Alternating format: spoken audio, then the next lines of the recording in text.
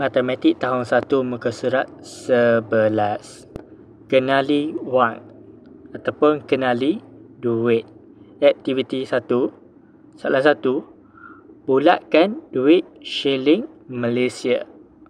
So sebelum tu saya nak tunjukkan kepada anda semua gambar duit Malaysia macam ni. RM1, RM5, RM10, RM20, RM50 dan RM100. Kalau yang ini adalah shilling. 5 sen, 10 sen, 20 sen, 50 sen. Jadi soalan satu ni, yang mana satu duit shilling Malaysia. So, first 5 sen yang ini kita bulatkan.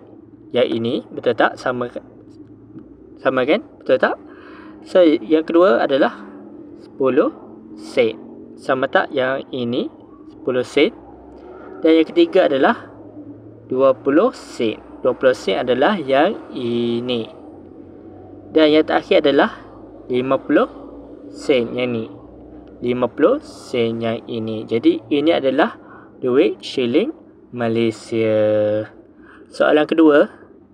Tandakan right wang kertas Malaysia. Duit kertas Malaysia. So kita boleh tengok dekat sini. Ini adalah semuanya duit Malaysia. Wang kertas Malaysia. So kita boleh tengok dekat sini. Yang ni RM1. Yang ini. Dan seterusnya adalah RM5. Yang ini. Jadi kita tandakan right. Dan yang terakhir adalah yang ini. RM10. Jadi kita tandakan right dekat sini. Jadi ini adalah jawapannya. So pastikan anda ingat duit shilling Malaysia dan wang kertas Malaysia. Mudah juga nak jawab soalan macam ni.